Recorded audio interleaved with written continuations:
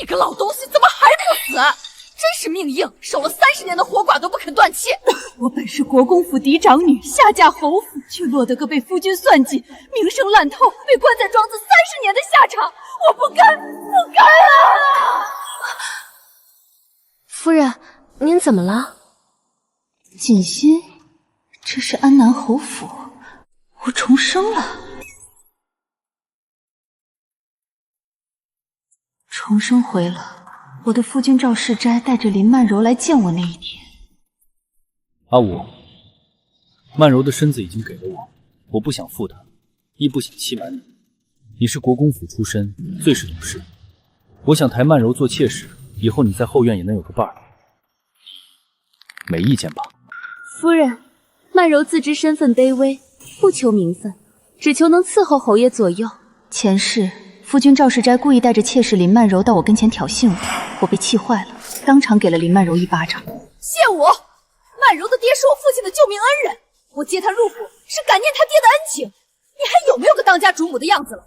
简直就是个妒妇！来人，把这悍妇关进庄子！直到我被关进庄子，才知夫君真正爱的不是林曼柔，而是他的表妹许香瑶。他为保护许香瑶，故意激我与林曼柔明争暗斗，好让他与许香瑶坐收渔翁之利。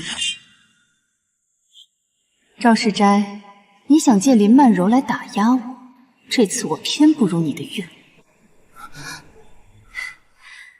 好啊，夫人，您不生气？我既已和夫君成亲，自然以夫君为先。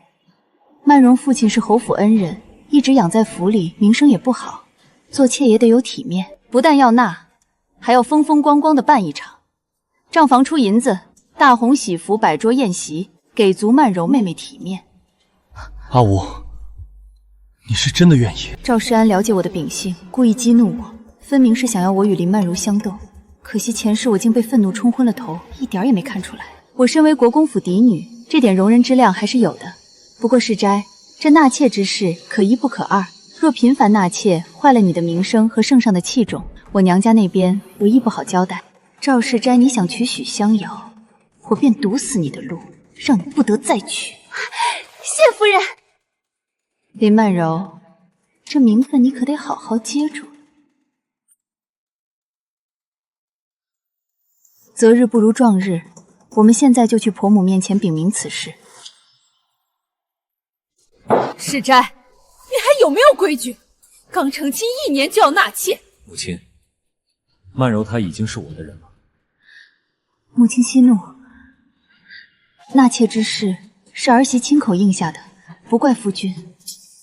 阿武，你这孩子怎么这么糊涂？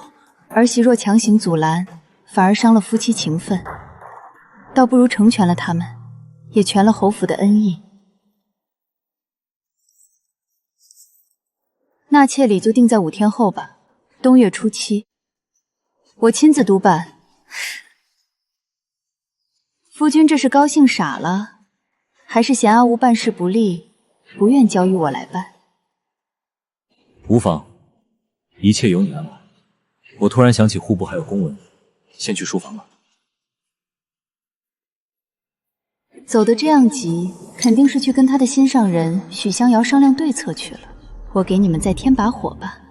林姨娘，既然过了明路，就要尽到本分。书房寒冷，研墨加炭这种提紧活，以后就交给你了，快跟着去吧。谢夫人提点。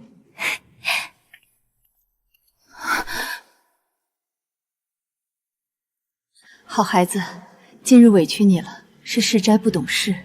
母亲，今日全了他的心愿，往后他也能念着我的好，这心里总能给我留块地方。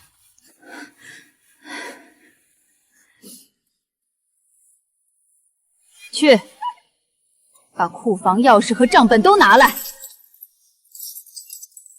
从今日起，这侯府的掌家大权交由你一人执掌。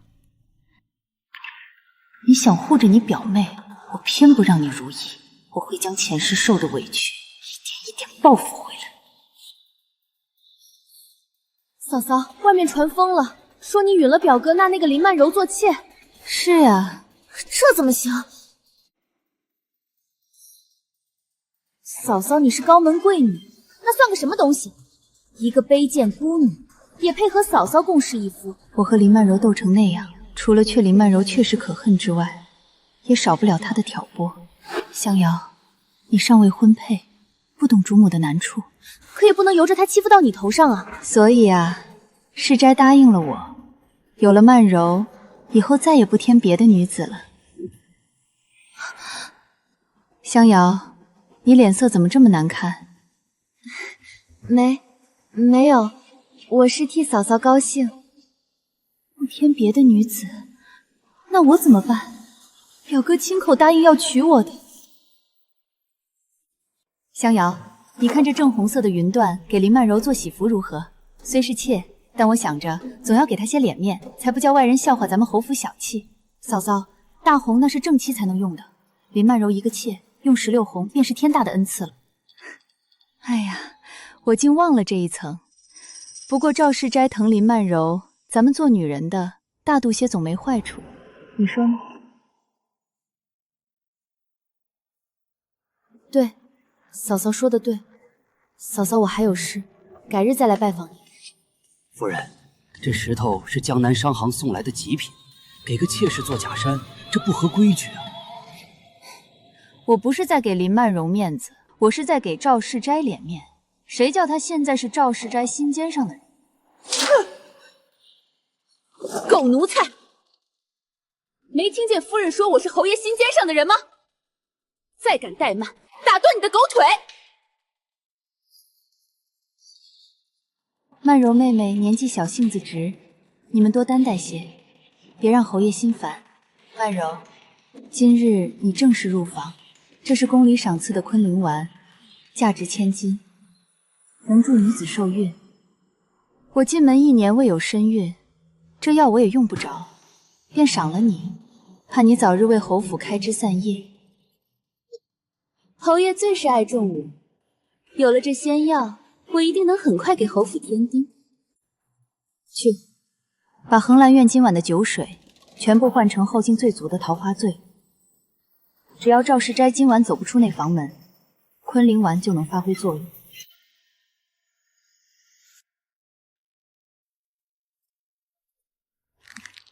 都坐吧。林姨娘，这屋里有你坐的份儿吗？你是侍妾，按规矩该站在主母身边伺候，认清你的身份。母亲，林姨娘昨夜重重辛苦，天快亮了还要了3次热水，想必是累坏了，就让她坐吧。若夫君下朝回来，见她的新金子受了委屈，该心疼了。阿武，你这孩子太心善了。曼柔，你坐吧。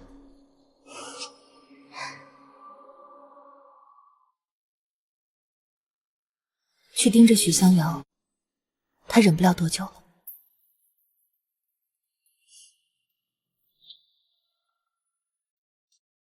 你不过是侯府的一个外人，你也敢管我的事？信不信我告诉侯爷，让他把你赶出府去？香瑶，听嫂嫂一句劝，林姨娘是你表哥的心尖子，你总去招惹她做什么？嫂嫂，我那是为了维护你的主母尊严。她一个卑贱的妾，凭什么穿云缎？我知道你心疼我，可你表哥若知道你这么搓磨他爱的人，他该多心疼。你尚未出阁，莫要为了这等小事坏了名声，惹你表哥厌弃。知道了，嫂嫂，听你的便是。林姨娘，这是夫人给您补的冬衣料子，夫人说可不能冻着您肚子里的金贵骨肉。夫人倒是识趣，夫人还特意交代，表小姐到底是未出嫁的孤女，没见过世面，这才以己推人，误解了夫人的贤良，处处寻您的晦气。夫人已经教训过她了，请姨娘莫要往心里去。好个许香瑶，拿着夫人的名头当令箭来恶心我，原来全是这小蹄子自作主张，看我不撕烂她的嘴！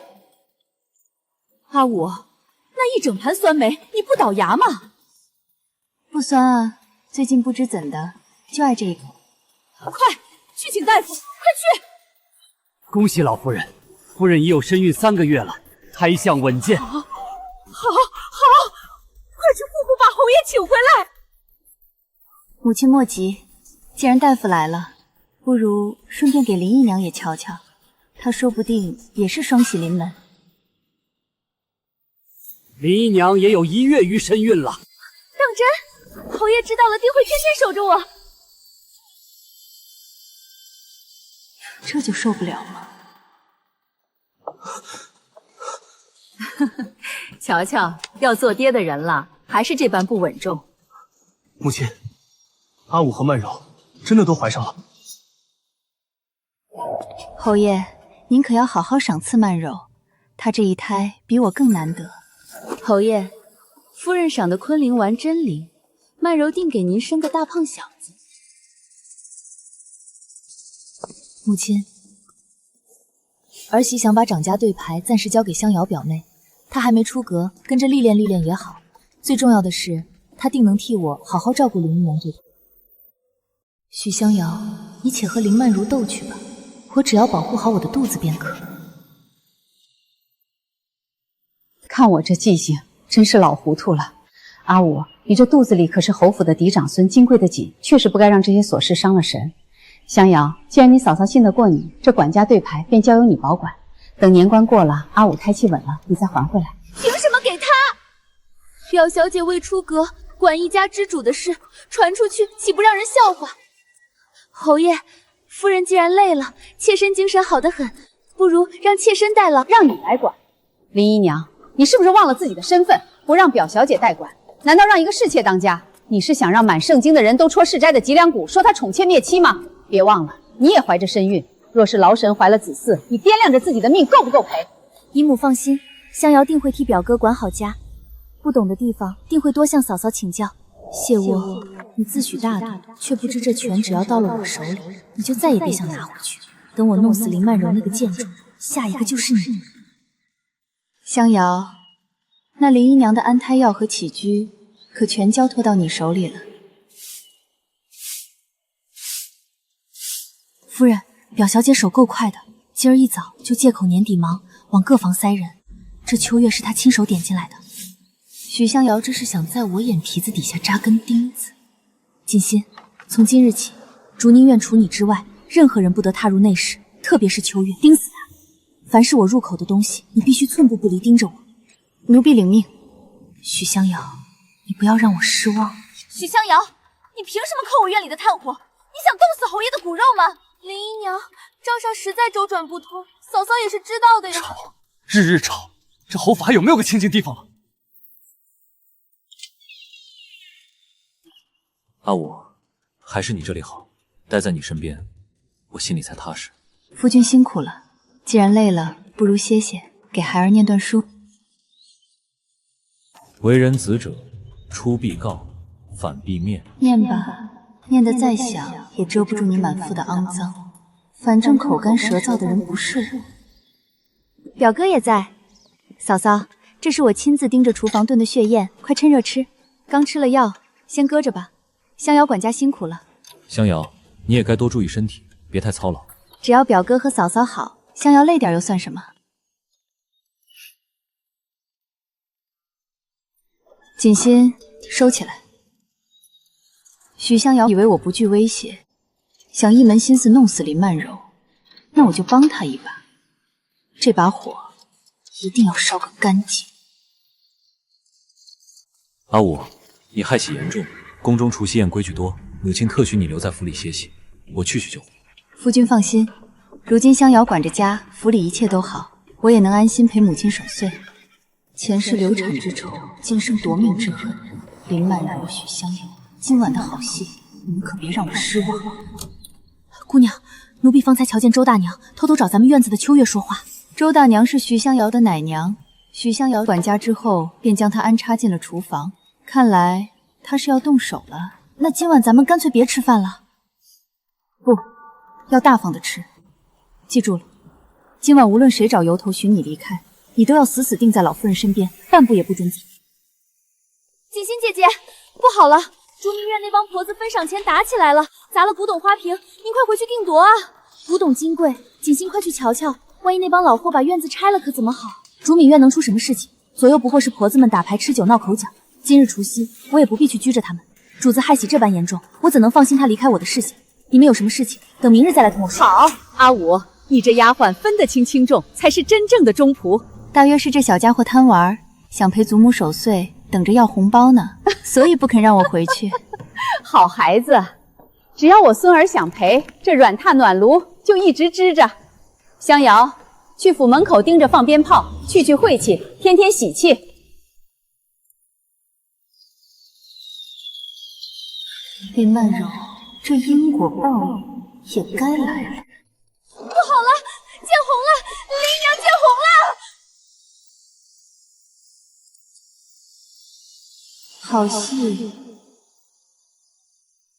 终于开场了。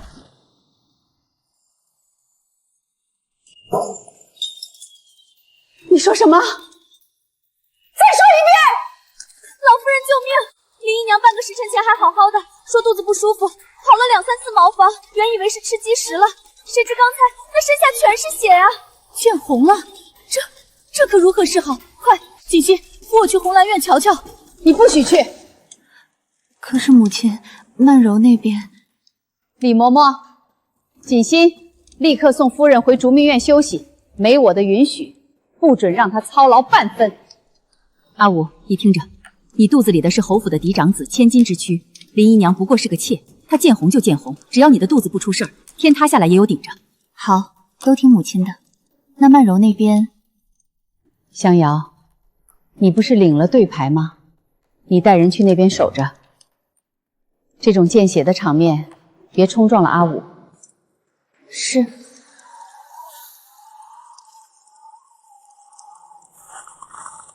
谢卧，算你命大，等我解决林曼柔，再来解决你。这路滑，慢点走，我确实有些困了。是。姑娘，真是吓死奴婢了！林姨娘这胎怕是真保不住了。保得住才奇怪。许香瑶亲自下药，又在年夜饭里动了手脚，这一胎本就留不住。那表小姐是想把罪名推给咱们？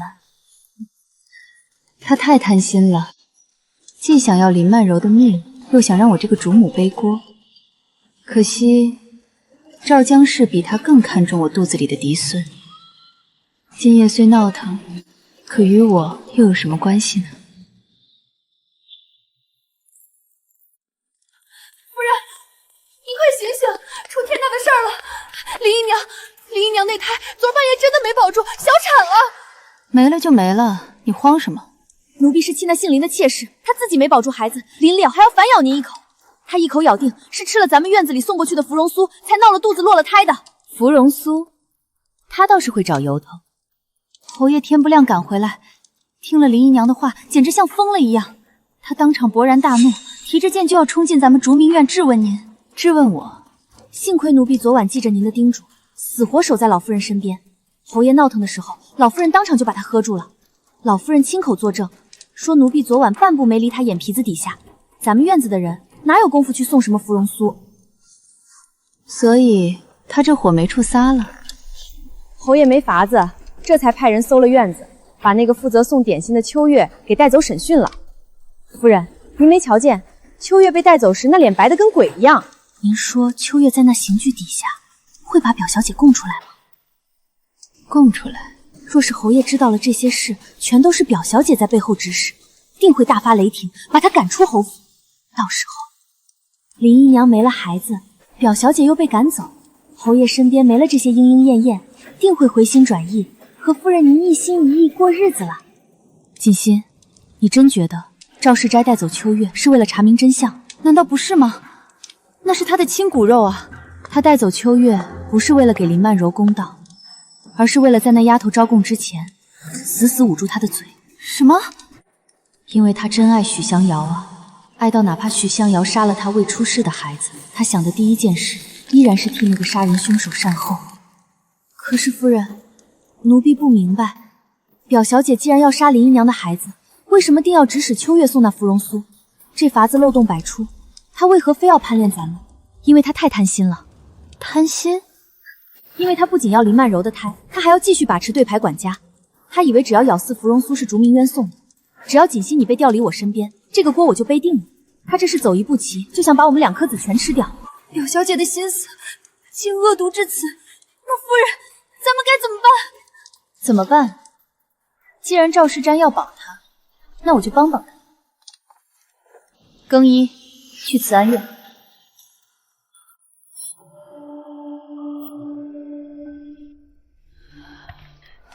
阿武来了，正好。秋月那丫头害曼柔流产的事有了交代。交代？那丫头可是招认了，受了谁的指使？招不了了。秋月那丫头性子烈，为了自证清白，刚才在审讯房里趁人不备，处处身亡了。死了？她死前咬死那芙蓉苏绝无问题，我也让大夫仔细验过，那点心里除了面粉糖霜，却无半分毒药。赵世瞻，你真是狠啊！那曼柔的孩子呢？那是你的亲骨肉啊！好端端的怎么会没命了？大夫查明，曼柔除夕贪嘴多吃了几口，积食积得厉害，才反复如厕。她胎相本来就不稳，这是她自己不小心，怪不得旁人。苦毒尚不食子，你为了保住心上人，竟把亲生骨肉的死说成是母体贪嘴。赵世瞻，你这颗心到底是什么作用？世斋，你查出来的所谓真相，真的就是这样？儿子亲自审讯，亲自看着验尸，绝无半点虚假。罢了，既然你说是真的，那便是真的。你下去吧，我累了。是，母亲。阿武，你也回去歇着吧，别让这种晦气事惊了咱们的孩子。母亲，明天是正月初2，按咱们大昭国的习俗，我该回娘家了。阿武，你现在怀着的身孕正是最要紧的时候，外面冰天雪地的，万一折腾出个好歹，不如让世斋带上厚礼去国公府，同你爹娘告个罪，你就留在府里安养吧。母亲，正因为我有身孕，我才必须回娘家。这是何意？林姨娘的孩子在这侯府里说没就没了，我这心里实在怕得紧。只有回到国公府，我才能睡个安稳觉。毕竟在那儿，没有人的手能伸得那么长，能害了我的孩儿。胡说什么？林姨娘那是她自己没保住胎，但凡她还有半分人性，也断不敢记恨到你这主母头上来。母亲，您心知肚明，我说的不是林姨娘。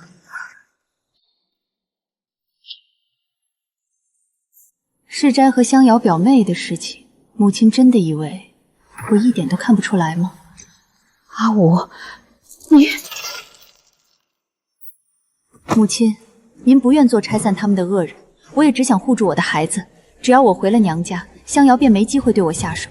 这不仅是保我的命，也是在保安南侯府的名声。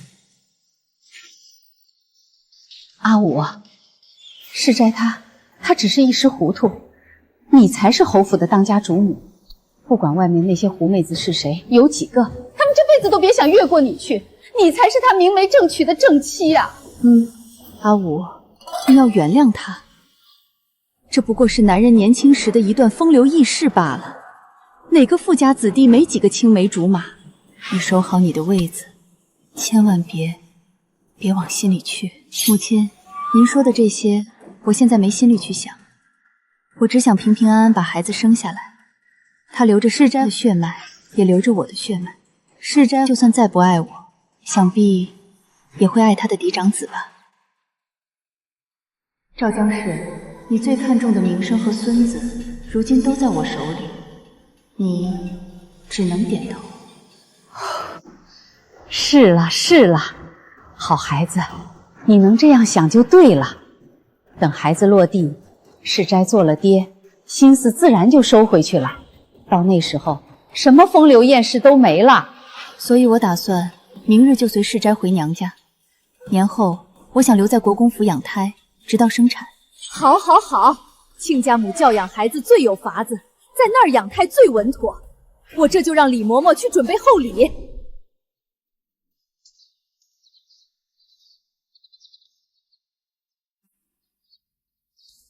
夫人，老夫人答应了。她不答应也得答应，只要她还想要这个孙子，只要她还怕国公府翻脸，我就永远是这侯府最尊贵的人。走吧。你亲眼看见侯爷丢的？回夫人，老奴看得真切。侯爷回房时神色匆匆，手里拎着这块布，像是刚擦完什么利器，随手就扔进梅林火盆里了。要不是那天雪后，这布早烧成灰了。赵世斋，你竟连杀人都懒得换个由头。秋月那小丫头最是怕疼，怎敢装作？分明是你为了护着许香瑶，亲手杀了她。把谢三叫进来。夫人，有何吩咐？谢三，前院刚抬出去个死人，是秋月。赵世斋肯定想草草埋了，你去盯着，看他们丢到哪个乱葬岗。夫人的意思是？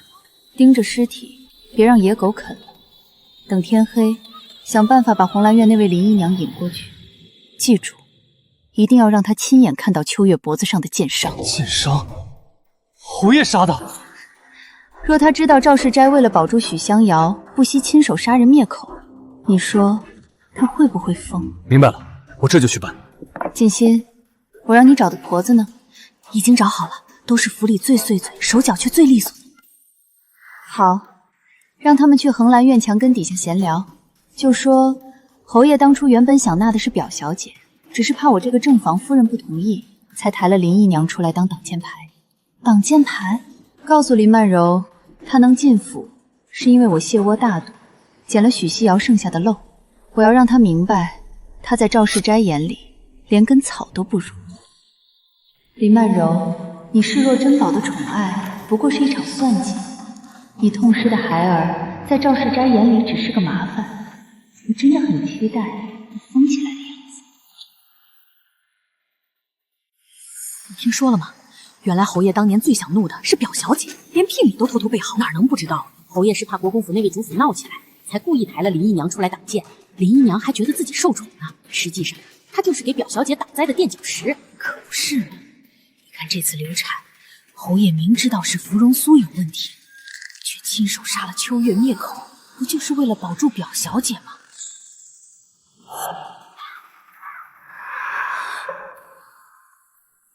剑伤，可侯爷不是说他是撞柱而亡的吗？原来是许西瑶搞的鬼。许西瑶，我不会放过你的。他去了，谢三爷亲自盯着的。林姨娘在乱葬岗看到秋月脖子上的剑寒时，整个人都没声了，没哭没闹，就那么直勾勾的盯着。没哭没闹，才是真的要疯。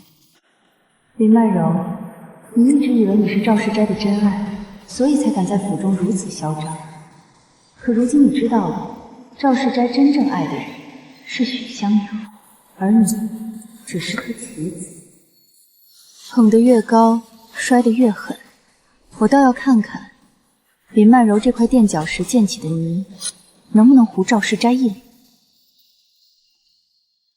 姨娘，喝点粥吧。侯爷那边说明日要陪夫人回娘家，今晚不过来了。不过来了，到底是要陪夫人回娘家，还是看见我会心虚啊？许香瑶，一切都怪你，是你害了我的孩子。夫人，有动静了。说，林姨娘刚才悄悄出了府，避开了侯府的耳目。她先去了珍宝斋，花重金买了一把短小且极锋利的匕首。匕首？好。不仅如此，她还去了黑市的药铺，买了一包断肠散。他这是要拼命了。太好了！豺狼撕咬恶狗，这种戏码我盼了太久太久了。林曼柔，别让我失望，一定要让他们感受剜心的痛。为了掩盖许香瑶的罪行，你亲手杀了秋月。这几夜，你睡得安稳吗？阿武，还有这个孩子，别用那双刚杀过人的脏手碰我的孩儿，恶心！夫君，我乏了。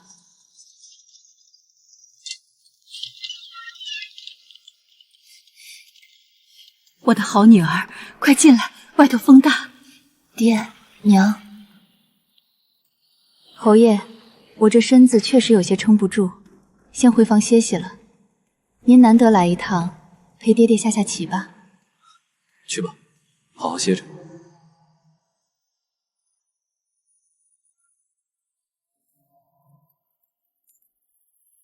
还是家里好。锦心，那边的火该烧起来了吧？谢三哥一直在盯着，算算时辰，应该就是今晚了。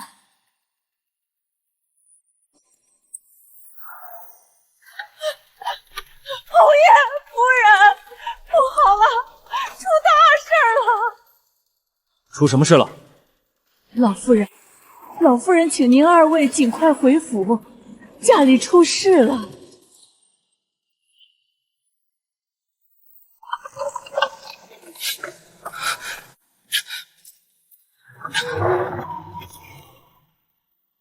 林曼柔，你这把火烧得够旺，我在连大门口都能闻到这股子火药味儿。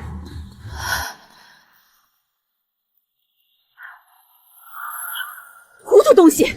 我让你请侯爷回来，谁让你连阿武也叫回来的？他怀着嫡子，要是被那阿撒场面吓到了，你全家老小的命赔得起吗？老夫人恕罪，奴婢该死，奴婢该死！阿武，快走，赶紧回国公府。这府里出了疯子，别惊了你肚子里的孩子。母亲，儿媳既然已经踏进了门，哪有临阵脱逃的道理？世斋是我的夫君，我是侯府的主母，出了天大的事，我也该去看看。母亲，到底怎么了？曼柔和香瑶呢？造孽呀，真是造孽！去吧，在恒兰院，你们自己去看吧。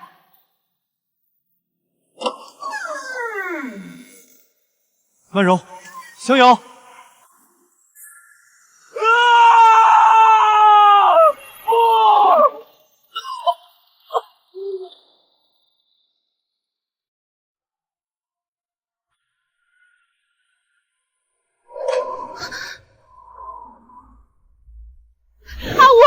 你不许进！莫要惊吓到了腹中的孩儿！听母亲的话，别看，千万别看。你只需要知道，香瑶那孩子没命了，死了。果然啊，林曼柔的手段还是那么狠。侯爷，您快瞧瞧啊！瞧瞧这狐狸精现在的模样，是不是漂亮极了？侯爷，我为咱们的孩子报仇了，就是这个贱人，就是他指使秋月下毒，害死了我们的骨肉。现在他死了，我们的孩子大仇得报，你不该夸夸我吗？疯子，你这个彻头彻尾的疯子！杀人偿命，我要杀了你！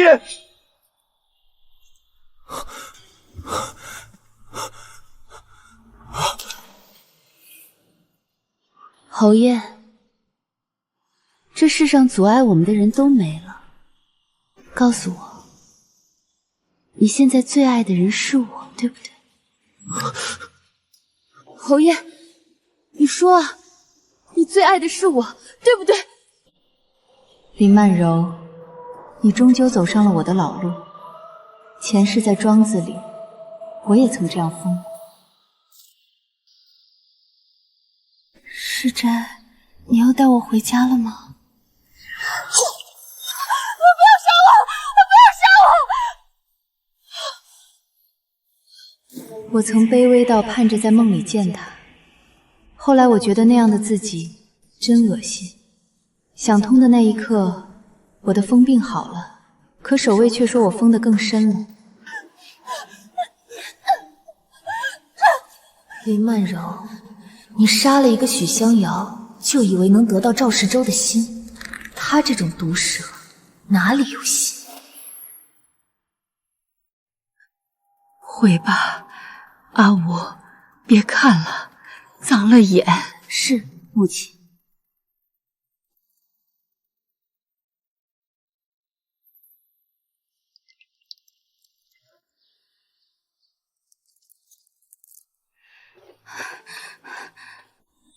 夫人，天刚亮，京兆尹的人就从角门进来了。刚刚他们抬走了2具用白布盖得严严实实的尸首。2具？是。侯爷对外边官差说，林姨娘流产后得了癔症，发了疯，非说是表小姐下毒害了孩子。趁着昨晚府中空虚，林姨娘就给表小姐下了药，把她毒死了。那林曼柔呢？她又是怎么死的？侯爷说，林姨娘杀了人之后清醒过来，自知罪无可恕，便也自裁谢罪了。可是夫人，奴婢想不通，昨晚咱们在恒兰院时，林姨娘虽然疯疯癫癫，但人分明活着，她那副狠样，还要逼着侯爷说爱她呢，怎么瞧也不像是要寻死的样子啊。她那种性子，哪怕是下地狱，也要拉着赵世斋一起，怎么可能舍得自杀？那她，因为她若不死，等官府的人一审，那才叫热闹。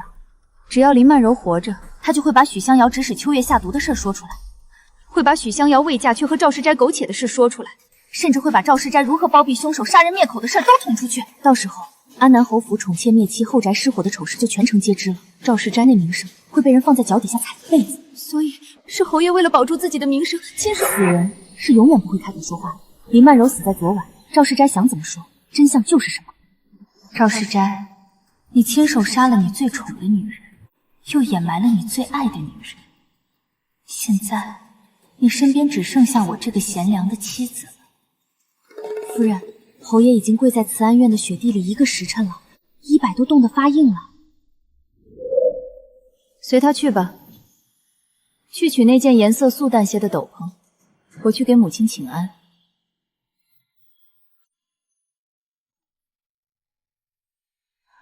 夫人来了，老夫人自昨晚起就心口疼得厉害，是救急犯了。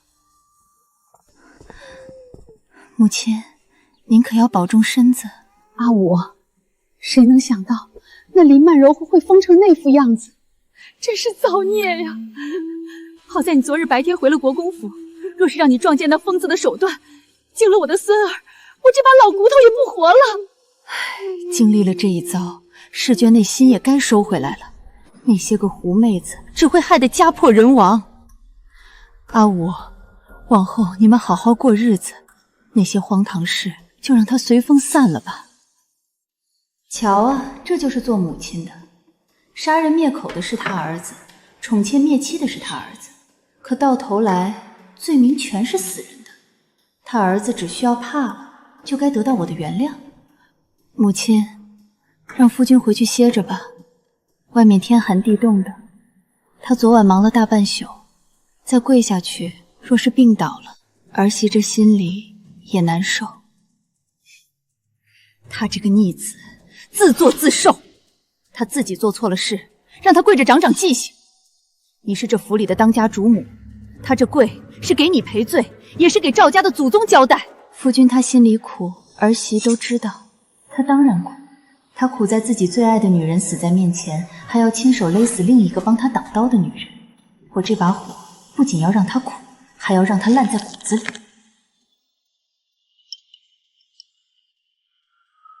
母亲，这药温得正好，您喝了药睡一觉，不必忧虑，凡事有儿媳盯着呢。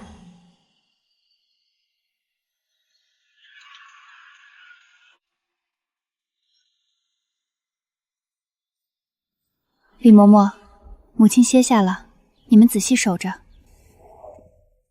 赵世嫣，你要跪着求原谅，那我就给你递个梯子，让你往这深渊里再走快些。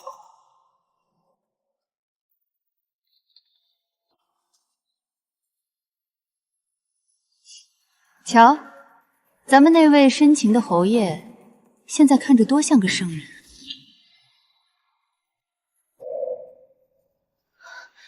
夫君，我刚去向母亲求过情了，可母亲这回动了大怒，执意不肯让你起来。我没法子，只能送这个来，好歹给你暖暖身子。阿武，你不生我的气吗？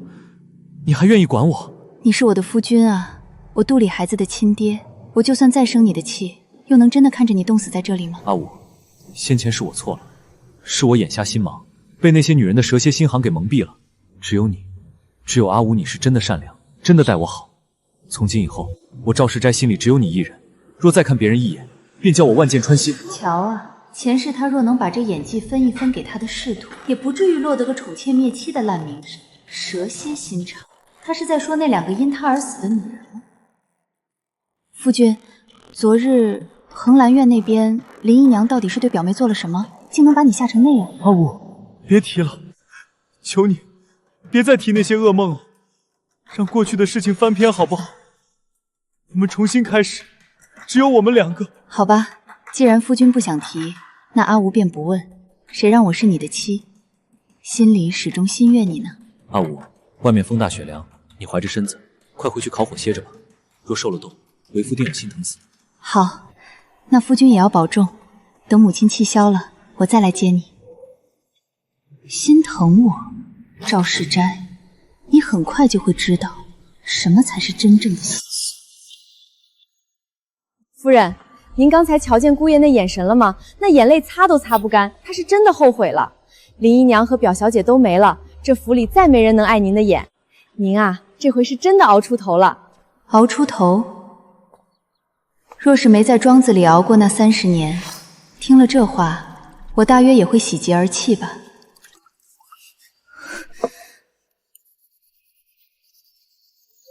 恶心，真恶心！夫人，您这是怎么了？手都搓破了。奴婢知道您受了委屈，可您想啊，林姨娘的孩子没了，这府里往后只有您的嫡子。等将来小侯爷成了爵，您就是这府里尊贵无比的老封君，万事皆好了。锦心，你觉得赵世安还能活多久？姑爷他身体一向康健，瞧着再活个几10年不成问题。几10年？我要为了那个烂透了的男人，在这笼子里再忍几10年？这余生太长了，我一刻都不想再等。夫人，锦心，去，从八宝架上取下那盒杜中，再把那一坛阿胶酒抱出来。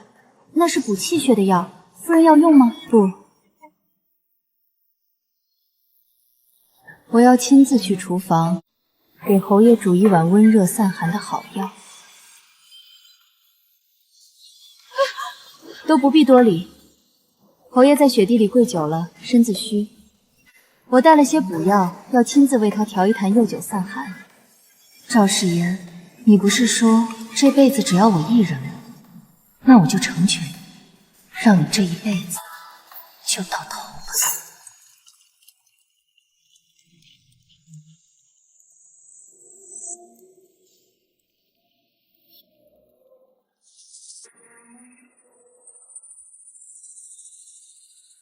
这酒要温得透透的，侯爷喝了才好去这一身的晦气。刘大娘，劳烦你先将这煮水，3碗水煮成1碗浓汁。哎，夫人亲自盯着，老奴定不敢马虎。煮好后倒入这坛阿胶酒里，放在炉火上温着。侯爷在雪地里跪久了，最是需要这温热散寒的酒补补身子。侯爷真是好福气，娶了夫人这般贤行心善的贤内助。是啊，我定会让他终生难忘。夫人，您能想通，愿意跟姑爷好好过日子，奴婢该替您高兴的。既然是高兴，你又哭什么？奴婢也不知，奴婢就是替夫人难过。姑爷伤了您那么深，如今只需掉几滴泪水，夫人就要这样尽心为他筹谋，奴婢心里堵得慌。傻姑娘，没有前世的记忆，你只看到我卑微的伺候仇人，你不知，这正是我要亲手送他下落的最后一世。没事的，走吧，去慈安院接我们的侯爷。别管我。阿武，外面雪大，你怀着身子若受了凉，我的罪过就更大了。又是这种语气，前世他用这种调子骗过许香瑶，也哄过林曼柔，现在轮到我了。赵世嫣，你真是烂透了！夫君再坚持一下，我去求母亲，定要让你进去。老狐狸，分明心疼的要命，却还要在我面前做戏，不就是想等我主动开口，好让我不计前嫌，继续给赵家当牛做马吗？母亲，求您饶了夫君吧！是要再这么跪下去，身子定要垮了。他若病倒了，儿媳这心里就像刀割一样疼。哎呦，你这孩子快起来！那逆子做了那么多荒唐事，哪值得你这般护着？李嬷嬷，没听到吗？阿武帮侯爷求情了，去告诉那个逆子，看在他媳妇儿的面子上，不必跪了，让他滚回去歇着。是。阿武，你真是个识大体的好孩子。世宅有你这样的正妻，是他前世修来的福气。儿媳只求家宅平安，夫君康健。是啊，这福气大得很。赵世进，喝下我为你温好的那杯杜崩酒，你的好日子才真正开始。侯爷，夫人亲自向老夫人求了情，你快起来吧。夫君，你可算能起来了，快回去换身干爽的衣裳，别冻坏了。厨房已经备好了温热散寒的阿胶酒，还特意做了你最爱的下酒菜。你忙了一整夜，又在这雪地里受了大罪，吃完这一顿，赶紧躺下暖和的睡一觉，好不好？你去吧，母亲这边有我陪着，你莫要担心。阿武，你真好，这天底下你是对我最好的女人。我赵世斋发誓，从今以后，我心里只有你一人。是啊，只有我一人，毕竟死人是没法看第二个人的。好了，快去吧。傻阿武，你的夫君身子骨硬着呢，哪有能不惊动？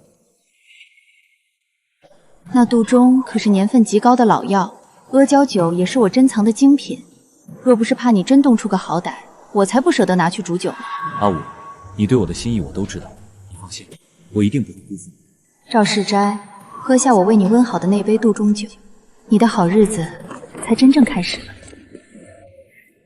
阿武，你看，男人就像小孩，犯错没关系，只要浪子回头改了就好。你如今总算是守得云开见月明，大福气还在后头呢。这是当年我婆母传给我的，现在我把它给你。母亲，这太贵重了，这是你应得的。对了，亲家母那边忧心你，我已派人去遮掩过了。等过2日一切安定，我让世斋陪你回娘家再多住几日，顺便请法师来家里做做法事，去这满屋子的晦气。好啊，母亲想得周到。到了爹娘面前，我定会替夫君遮掩，绝不让他们生夫君的气。好孩子，你真是我的好儿媳。婆婆，您尝尝这个，这个可甜了。老夫人，夫人，不好了，侯爷吐血了！你说什么？你说什么？成了。夫君，世斋，锦溪，快带我去见夫君！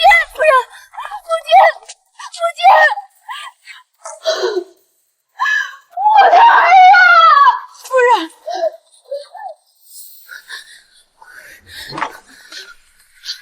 我的儿啊！谁毒害了你？谁要我老赵家的命啊！赵世斋，你终究是死在了你最爱的女人送我的好礼里。你这一死，我就再也不用忍受你几10年，再也不用在这坟墓般的侯府里熬白了头。夫人晕倒了，快来人啊！夫人动了胎气，要是小侯爷出事，连妹妹都要陪葬。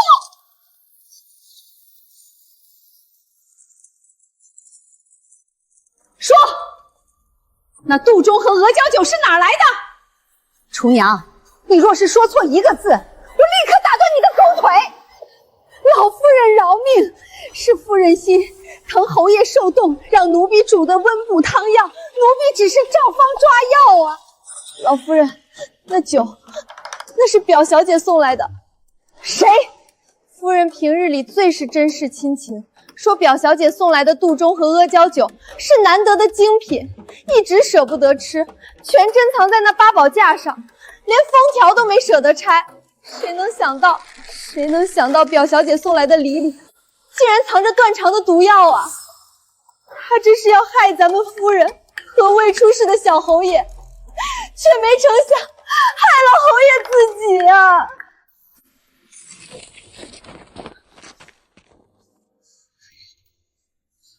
于香瑶，你个贱妇，死了还不安生！啊，我的儿啊！公公年轻的时候掉入冰湖伤了身子，子嗣艰难，只有赵世斋一个独苗。现在他死了，我肚子里的孩子就是安南侯府唯一的希望。禀老侯爷，查清楚了，这坛阿胶酒里掺了剧毒，毒素与前2日林姨娘毒死许小姐的是同一种，见血封喉的断肠草。你是说，酒是许小姐先前送进竹明院的，毒要么是她事先下的，要么是林姨娘临死前调的包。总之，他们原本要毒杀的是贵府怀有身孕的谢夫人。不可能！他们2个都疯了心似的爱着世斋，怎么可能毒杀自己的男人？老夫人，正是因为嫉恨，他们才要对正妻下毒。谢夫人是正室，又怀着嫡子，只要她死了，剩下的2个女人才有机会上位，即昭然若揭。这么说，我儿是替那个谢无受了过，他是替死鬼！老夫人，您糊涂了吗？若不是小侯爷宠妾灭妻，放任这2个女人在后宅斗得你死我活，他们哪来的胆子对正家主母起杀心？这酒本来就是赵侯爷给许小姐撑腰的恶。够了！你这疯妇，还要丢人现眼到什么时候？我说错了吗？若不是谢无把酒拿给施安喝，施安怎么会死？是他害了我儿！江氏，你给我闭嘴！本就是世渊对不起阿武，她是国公府的嫡女，不是你随手能掐死的丫鬟。你给我记清楚，阿武肚里怀着世渊唯一的骨肉，那是赵家最后的希望。你应该庆幸，阿武昨晚没陪着世斋吃这顿酒，否则你赵家就彻底绝后了。早知今日，我当初就不该念及旧情，把襄阳的祸害接回府里来呀！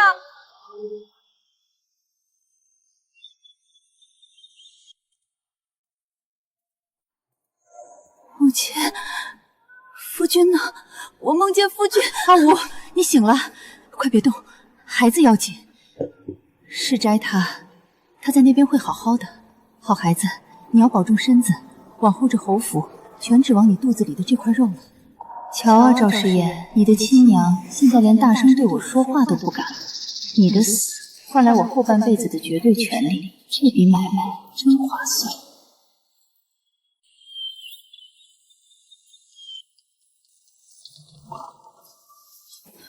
夫人，外面那些传言简直要把侯府的门槛踏破了。都说些什么？满圣经的茶余饭后都在笑话咱们侯爷，说他不敬正妻，宠妾灭妻，领导还跟自己的表妹不清不楚。结果呢，小妾和表妹争风吃醋，一下子拼掉了3条人命。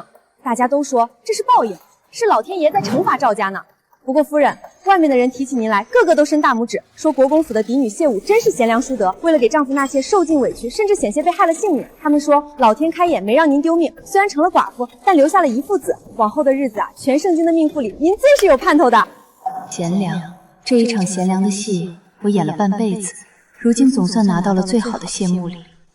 我谢武再也不必为谁委屈，名声保住了，命保住了，这买卖不亏。还有一桩喜事，李嬷嬷刚才偷偷跟我说，老夫人听了外面的流言，哭得晕死过去好几次。她觉得自己这老脸都被丢尽了，再没脸去盛京那些夫人太太面前走动。老夫人说了，等办完侯爷的丧事，她就搬到后院佛堂去吃斋念佛。这府里的大小事务，管家对排，以后全凭夫人打理。全凭我打理？是，老夫人亲口说的。锦心，传我的令，内库房、外账房、采买处的所有管事，今日起统统换了。这几位是我国公府带来的老人，从今日起，安南侯府的每一笔账、每1两银都要从他们手里过。愿为夫人效死。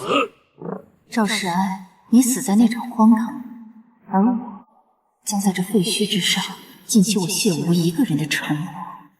从今日起，安南侯府要姓谢了。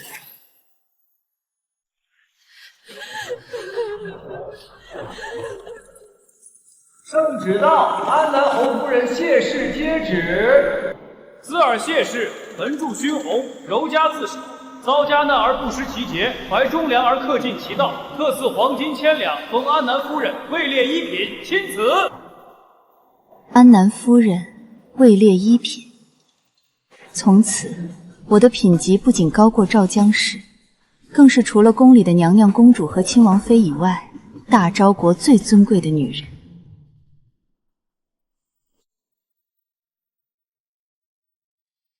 娘的阿武，你受了这许多委屈，为何不早点给家里传个信？女儿是怕爹娘操心。你爹和你哥哥得知那赵世斋的所作所为，气得差点砸了侯府。你哥哥连夜进宫，在圣上面前哭诉，幸好陈都尉也在场为你作证，圣上震怒，才有了这封为你撑腰的诏书。以后有这封诏书在，有国公府在，你在安南侯府便能横着走。谁若敢让你受半点委屈，谢家定不饶他。母亲放心，女儿如今什么都明白了。我是个寡妇，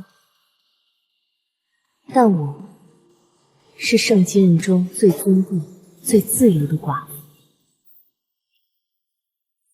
侯爷已入土为安，这府里的日子还得继续过。今日叫诸位来，只为宣布一件事：即日起，内库房、外账房采买处的所有管事统统撤换，由我国公府带来的谢三等人接手。我前几日已经让锦心通知过你们了，想来大家都不意外。谢氏，你别欺人太甚！侯爷才走了1天，你就迫不及待的想把咱们赵家的老底都搬给谢家。你不过是个刚丧夫的寡妇，有什么资格动我们这些服侍了2代人的老人？就是，老侯爷和夫人在的时候，咱们也没受过这份气。这侯府姓赵不姓谢，想拿钥匙和账册，除非侯爷活过来亲口吩咐。张嬷嬷，看来你是跪得久了，忘了这侯府的天早就变了。我可是侯爷的奶娘，就算是老夫人见了我，也得尊称一声赵世安的奶娘。那又如何？你给本夫人看清楚，现在的安南侯府，谁才是真正的主人？圣上亲封我为1品安南夫人，品级更在老夫人之上。在这府里，我的话就是法。谢三，张嬷嬷对主母不敬，该如何处置？回夫人，安陵长嘴50，乱棍打死。我不仅敢打你，还要抄了你们这些年吃里扒外的所有家私。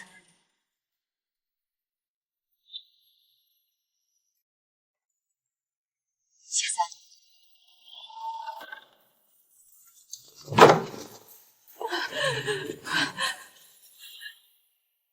张氏身为下仆，口出狂言，诽谤主母，甚至公然诋毁皇封的1品安南夫人，此为以下犯上，大逆不道。你想干什么？我可是侯爷的奶娘。拖下去，当众杖责20，打完之后直接扔出侯府，送官严办。传我的令，安南侯府卸下族规，从此张氏及其子孙永不得再踏入圣经半步。谢爷，你敢动我，你这是反了天了！老夫人若是知道了，绝不会善罢甘休！救命啊！母亲如今年岁大了，正需要静养。像你这种挑唆家乱的刁奴，我替母亲清理门户，她只会谢我。还不动手！老夫人，谢我！你这个毒妇，老夫人会杀了你的！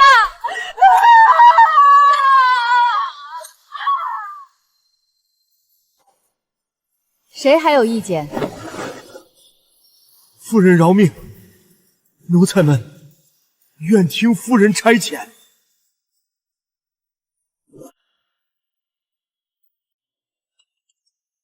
我给你们3个时辰，3个时辰内，我要看到内库房、外账房所有的账册和钥匙整整齐齐摆在这儿。迟1刻钟，张嬷嬷授的那些板子，你们挨个分了。夫人，这账册繁多，3个时辰实在……那是你们的事。谢三，计时。是。住手！都给我住手！谢武，你刚拿到掌家对牌，就敢在大庭广众之下毒打世斋的奶娘，你眼里还有没有我这个婆母？你这是要反了天吗？我在跟你说话，你是聋了还是哑了？一个刚丧夫的寡妇，不想着闭门思过，反而在这儿耀武扬威。谢家的家教就是教你如何爬到婆母头上作威作福的吗？母亲，您这救急刚伐，怎么不好生在佛堂待着，倒有闲心管这些个刁奴？那是世斋的奶娘，是咱们赵家的功臣，你凭什么打她？凭什么？凭我现在不仅是这侯府的主母，更是圣上亲封的1比安南夫人。母亲，张嬷嬷当众诽谤朝廷一品诰命，怒骂圣上赐封的贤妻，不仅是坏了赵家的规矩，更是蔑视皇恩。儿媳若是放任不管，万一哪天圣上怪罪下来，说是咱们赵家对圣旨有怨言，到那时，母亲是打算舍了这张嬷嬷，还是舍了整个安南侯府？谢三，去传我的话，杖责继续，谁敢求情，视为同罪。你敢？母亲若是不信，大可试试。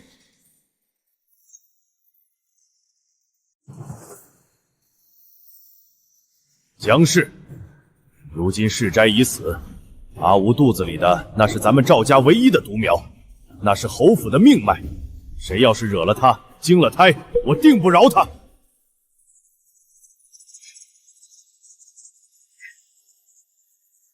阿武说的对，你这刁奴，仗着奶过侯爷几日，就敢在这目无尊卑，冲撞主母，我看你是活腻了。老夫人，你救救老奴啊！老奴当年是一口奶一口奶把侯爷拉扯大的呀，您不能为了这个毒妇就……对，主母既然发了话，那就是赵家的规矩，还不赶紧把这个没尊卑的烂货拖出去，留着他继续惊扰夫人养胎吗？姜氏，你这个没良心的！我伺候了你们赵家一辈子，谢吾你不得好死！你克夫夺权！时间已经过了1刻钟了。夫人饶命！内库房钥匙全在此处，账册已在搬运途中，请夫人过目。外房、采买处一切听凭夫人差遣。赵世斋，你苦心经营的侯府，如今终于全落在我的手里了。这一切仅仅是个开始。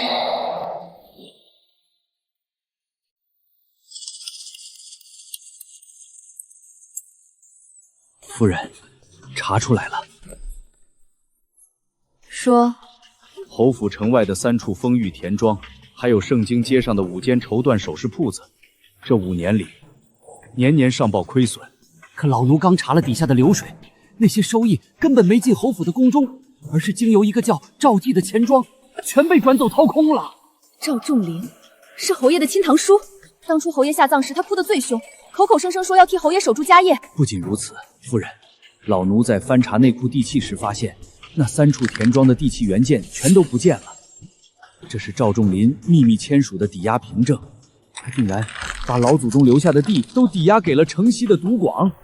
谢大嫡女，如今侯爷爱的是许香饶，你那个国公府早就不管你了，还摆什么谱？瞧见没？这是赵家的银子，老夫拿去给许夫人买首饰，剩下的就当赏你了。赵仲林，前世你拿着侯府的血汗银子巴结许香瑶，看我落难便落井下石，这一世我要你把吞下去的连肉带血都给我吐出来。谢三，带着这些证物，带上几个身手好的，连夜去查赵仲林名下所有的宅院，他什么时候跟赌方勾结的，每年吞了多少，地契藏在哪儿。明日天亮前，我要看到赵仲林贪墨的所有铁证。夫人放心，谢三定叫他有命贪，没命花。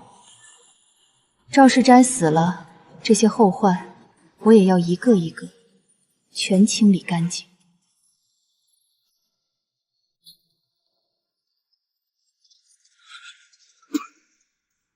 谢氏，出来说话，别躲在屋里当缩头乌龟。谢大嫡女，这侯爷才刚入土，你就迫不及待地查起账来了，怎么？是怕我们侯府亏待了你这个外姓人？就是一个刚丧夫的寡妇，不安分守己的闭门思过，反倒想在这儿长着田庄铺子，你懂个屁的营生！谢乌，我告诉你，这安南侯府姓赵。你肚子里的那个还不知道是男是女，能不能生下来都两说。你没资格攥着那些地契。识相的，赶紧把那些庄子和铺子的钥匙交出来，由我们这些当长辈的代为打理，否则你一个寡妇可担待不起。你笑什么？我笑你这如意算盘打得太响，震得我耳朵疼。赵仲廉，你是忘了这安南侯府的爵位是谁的了，还是忘了这满院子的家产是谁？我肚子里的是圣上钦定的安南侯独苗，这爵位是他的，这铺子是他的，连这院子里的一草一木，将来也都是他的。那也是赵家的，我这个当叔公的自然管的。叔公不过是个早已分了家的旁支，也敢觊觎主家的血恨。赵仲廉，你侵吞侯府家产，抵押祖宗地契，我还没找你算账，你反倒敢带着人上门来吃绝乎？你是嫌命太长，想下去给侯爷陪葬吗？你胡说八道！什么抵押？我不知道。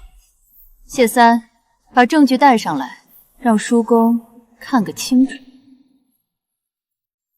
谢武，你少在这虚张声势！这侯府的地契本就该归宗族共管，还愣着干什么？去库房把地契和账册都给我抢出来！我看谁敢拦赵家的子孙！我看谁敢动！夫人，你要的东西，谢三冒死带回来了。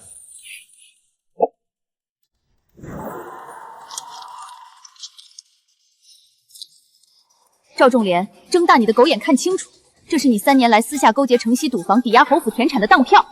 这一本是你侵吞5间铺子流水，克扣庄户赋税的黑账，还有这一封是你去年勾结关外私盐贩子，利用侯府商队洗钱的密信。不，这不是真的！你从哪儿伪造的这些东西？伪造？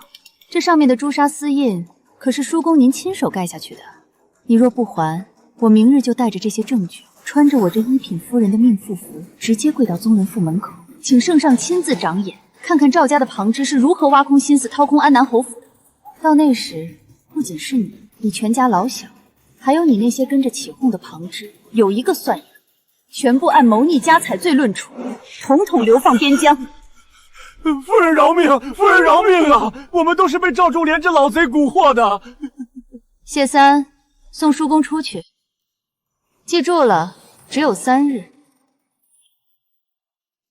夫人，赵仲廉已将最后3万200银连城城外5处庄子的契书悉数送去，他如今躲在宅里，说是羞愤病倒。我看他是心疼坏了。你们呢？也要等我带人去抄家，才知道这侯府的当家主母是谁吗？奴才不敢，奴才们今日便交换印信，一切听凭夫人定夺。谢三，从今日起，田庄铺子全部交由国公府的老人打理，3日内我要看到账目全面清理干净。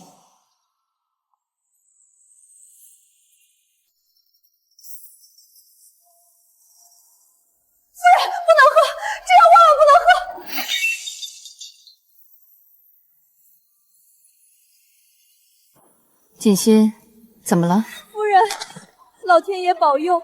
奴婢刚才瞧着这药色不对，偷偷去请了回春岛的老大夫查验药渣。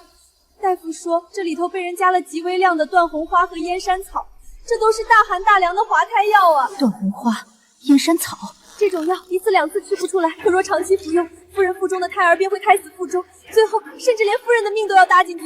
赵世斋死了，许香瑶埋了，林曼荣也死了，这府里究竟是谁？还想要我谢屋的命，要我孩子的命？这药是谁熬的？是厨房的刘大娘，也就是李嬷嬷当初带进来的那个人。可奴婢一直盯着火候，除了她，没人能接出药罐。好啊，真是好极了，清理了外头的蛀虫，这屋里的毒蛇还没死绝呢。锦心，别惊动厨房，把这堆药渣收好。婆母，是你吗？为了你那死去的儿子，连你唯一的亲孙子也不放过。夫人，你要去哪儿？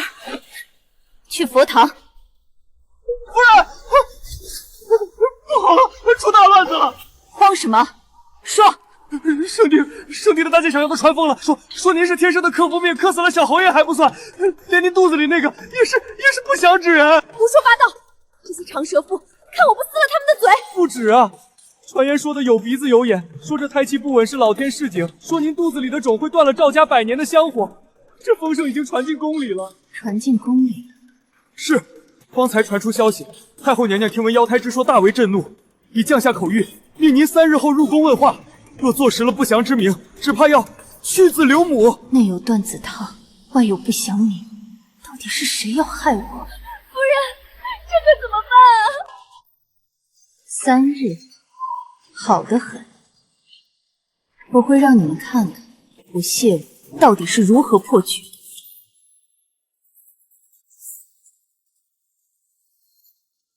夫人，是老夫人干的吗？不，若真是他绝不会选在这个时候动手。走，回竹明院。既然蛇已经出洞了，那我就看看到底有几条。锦心，把那些药渣藏好。谢三，让你盯着慈安院的人李嬷嬷这几日去哪儿了？回夫人，李嬷嬷这3日借着给老夫人采买香烛，跑了3趟城南的一处偏宅。偏的宅子是徐表小姐的生母有事。贱人喝下去了吗？加在安胎药里了，神不知鬼不觉。夫人放心，药量极轻，大夫查不出来，只会让她胎气越来越弱。香瑶死得那样惨，她凭什么能怀着嫡子坐享荣华？我要让她亲眼看着自己的孩子化成一滩烂肉！原来如此，原来是柳氏。可害死许香瑶的人并非我，而是林曼柔，她竟害到我头上来。这柳氏太恶毒了，自己女儿作死，竟还要牵连咱们。夫人，咱们这就去报官。报官？太便宜他了。谢三，属下在。柳氏既然这么疼女儿，想必许西瑶在下面一定很寂寞。去，把这包药渣剩下的药粉带上，再加一味见死封侯的鹤顶红。3日后我要去宫里，但在那之前，我要让柳氏在许西瑶的牌位前，把自己亲手调配的安胎药一口一口全部喝下去。柳氏，既然这安胎药我喝的，那你也喝。传太后口谕，宣安南侯夫人写事入宫觐见，不得有误。我不能去啊！太后此时召见，定是信了那妖胎的鬼话。你怀着5个多月的身子，若是被太后问责，有个万一，咱们赵家就真的绝了后了。听娘的，称病，就说你动了胎气下不了床，太后总不能强抢国公府的女儿。称病？若今日我不去，这克夫不祥的年头便是一辈子。不仅是我，就连我腹中的孩儿，这一生都要背负孽障的骂名。该面对的，迟早要面对。锦心，更衣。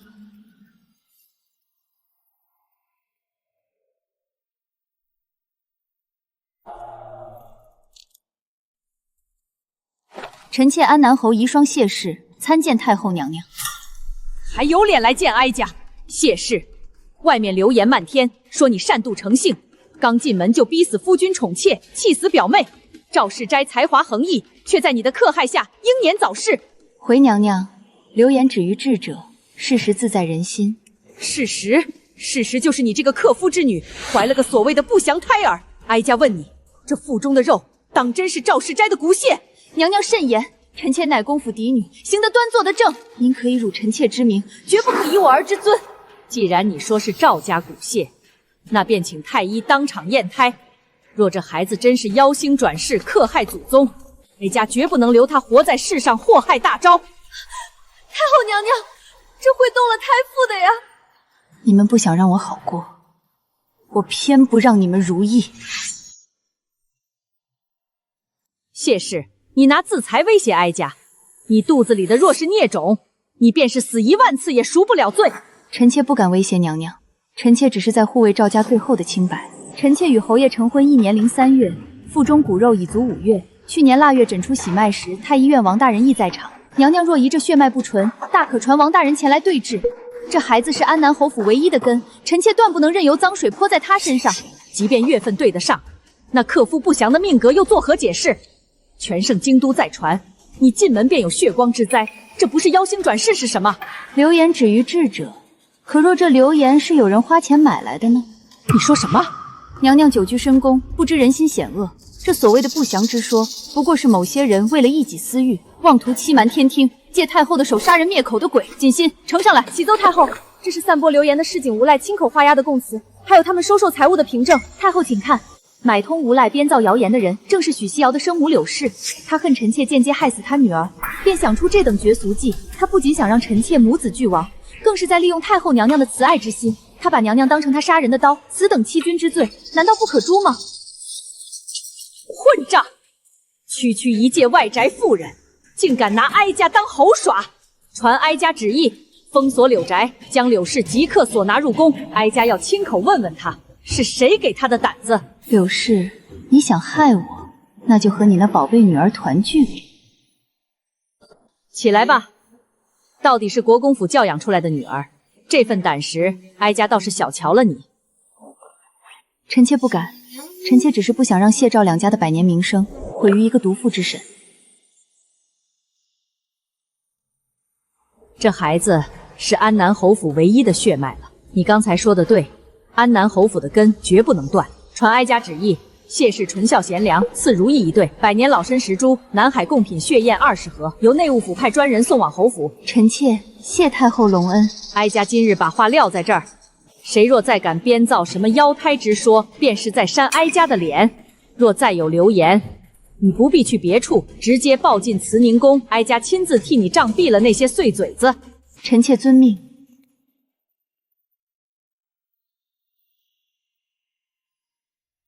夫人，成了，咱们赢了，以后全盛江看谁还敢嚼舌根。赢了，孩子，你听到了吗？你是大昭国名正言顺的侯府继承人，你是太后亲口保下的天之骄子，没人能再拿不祥2个字来杀你。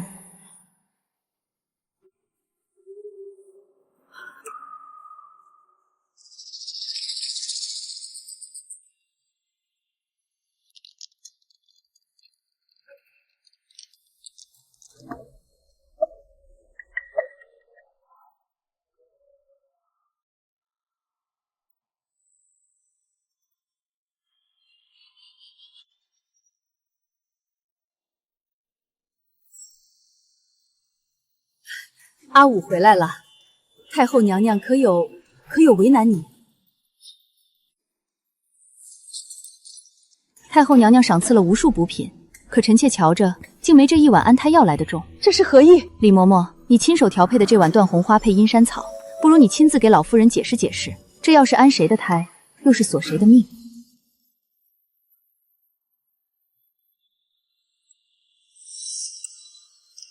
畜生！我待你不薄，你竟敢勾结柳氏，谋害我赵家唯一的嫡孙！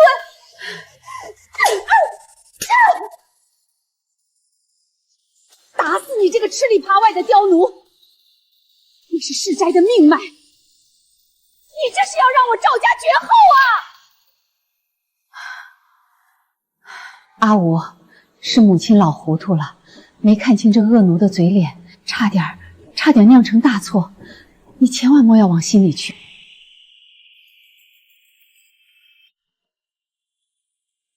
母亲，儿媳不怪你，但您只需记牢一件事。什么事？这侯府里只有我肚子里的孩子，才是赵家唯一的根。谁要是敢动这个根，不管是谁，我谢武定会让他死无葬身之地。是。母亲记住了，将李嬷嬷逐出侯府，永世不得入京。赵世嫣、许香瑶、柳氏、李嬷嬷，碍事的人都清干净了。欺人太甚！御史台那帮老顽固，竟然联名上书说世斋无后，要圣上收回封地和兵权。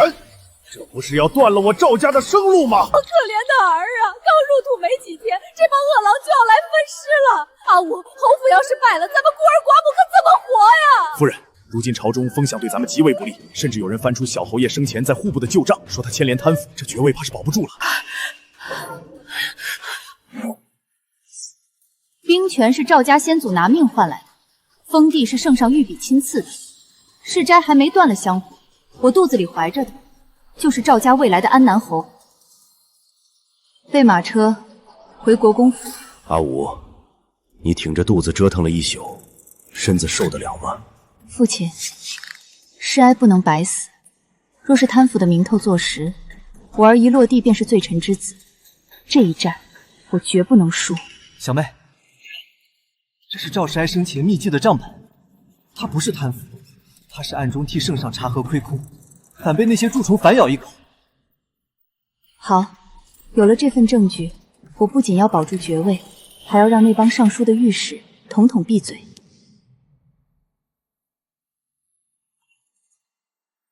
赵世哀，我从未想过有一天要为你洗冤，但为了我儿，这安南侯的名头必须是干干净净的。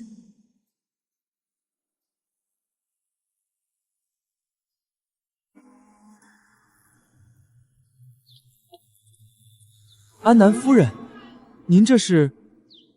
臣妾谢氏，携王夫绝笔，求见圣上。今日我若走不进去，这安南侯府便随我一起葬了。若我走得进去，从今往后，大昭国再无人敢动我母子半分。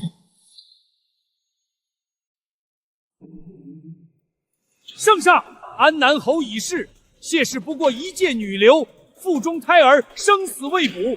若让此等妖胎名义占着兵权封地，实乃动摇国本呐！我看尔等是想趁火打劫。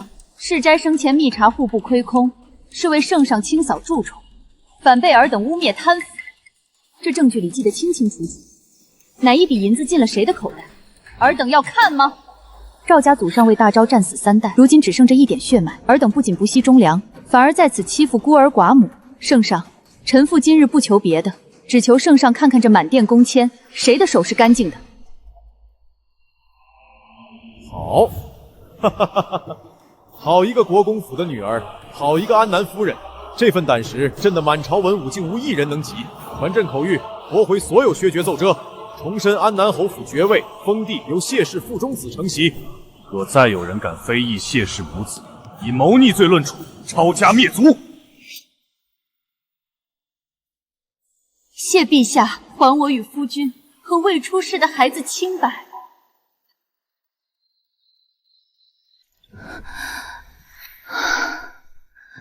锦溪，我肚子疼得厉害。夫人，血红了，快来人啊！夫人要生了。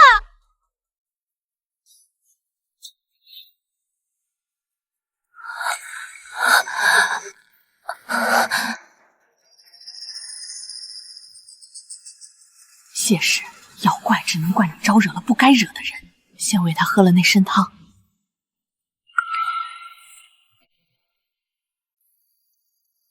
夫人，快趁热喝了，这可是吊命的参水，喝了才有力气生。住手！你干什么？你害了夫人的命，你赔得起吗？这药里加了要命的东西，这坏婆子，到底是谁指使你谋害皇封一品夫人？说，不说我现在就扎穿你的喉咙！我说，是赵仲廉大人，他给了奴婢500两银子，说只要让夫人和孩子一尸两命，他就保奴婢全家富贵啊！赵仲廉，谢三，拿住赵仲廉，打断他的双腿，等我出去亲自发落。属下领命。请国公府的接生嬷嬷进来，快！姑娘别怕，老奴在，阎王爷也带不走你们母子，用力！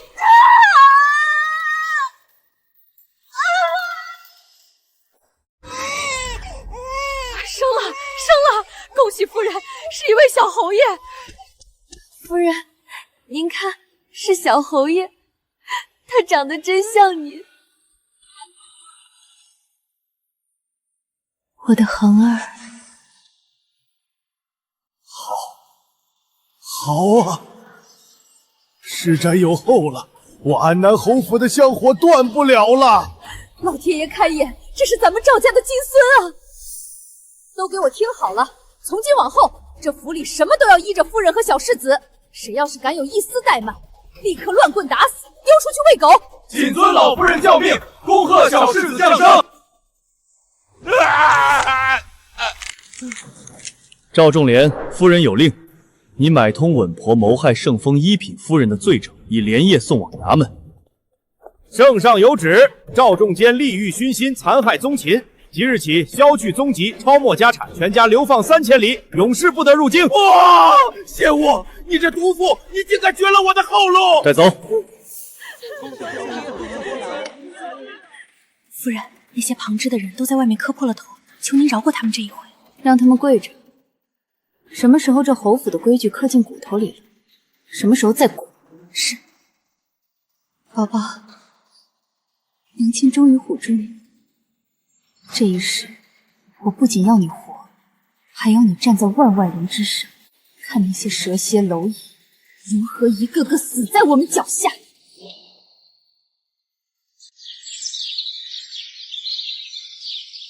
瞧这小世子，眉眼间全是夫人的贵气，往后定是大昭国的栋梁啊！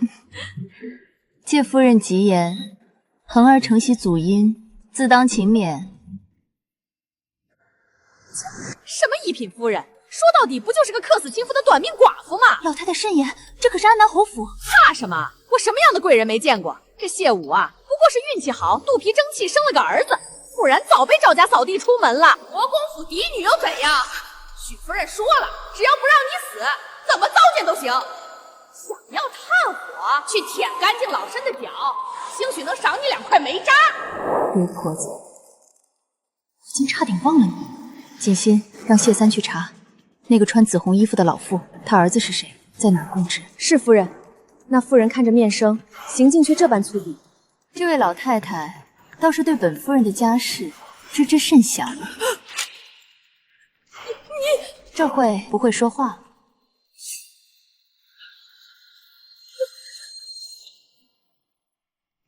老奴失礼了，这就走，这就走。夫人，就这样放着老霍走了？他刚才竟敢那样编排您，在恒儿的满月宴上见血，晦气暂时不必理会。夫人，查清楚了，这刘婆子当真是走运。她男人如今在盛京府衙当了个管事的书吏。书吏，官职不大，油水倒不少。不仅如此，他大儿子去年捐了个6品的闲差，正四处打点，想往实权位置上钻。他小女儿更是攀了高枝，嫁进了5品太常司少卿家里做侧室。如今这一家子在南城，那是出了名的富绅。呸！这种恶毒的老婆婆，竟然全家都享了清福，老天爷真是不长眼。前世我在这婆子手下，求生不得，求死不能。她烤着我的炭火，吃着我的口粮，看我冻得满地爬。这一世，我要她看着她引以为傲的富贵一节一节的断绝。谢三，去查一个6品捐的小官哪来的银子捐官，一个府衙的书吏这些年帮人抹平了多少冤案。这是刘婆子儿子挪用公款的证据。是，他在户部挂职期间，私自挪用了3000两白银，填补家里的亏空，账目还没平。他老爹更狠，在府衙收了黑钱，放走了一个杀人犯。一封送往盛京府衙，举报那个收钱放人的书吏；一封送往御史台，举报那个挪用公款的6品官。至于最后这一封，送去太常司少卿府上，告诉那位少卿夫人，他家那个受宠的侧室出身不仅是奴籍，还是个谋害过主母的脏东西。夫人，这样匿名去送，万一石沉大海。谢三带去的不仅仅是信，还有国公府和安南侯府的双重施压。我要让刘婆子知道，在这盛京城，我想让谁从云端跌进泥里，连个响动都听不见。刘婆子，前世你如此对我，想过会有今天吗？前世的血债，只需这一息便能还清。这盛京的繁华，本就不属于你们这些喝人血的畜生。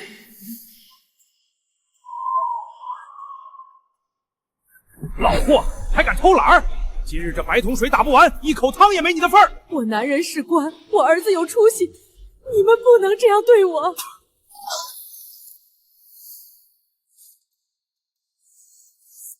夫人，刘婆子死在苦役营了，临死前连卷残席都没谈上，野狗就在旁边等着呢。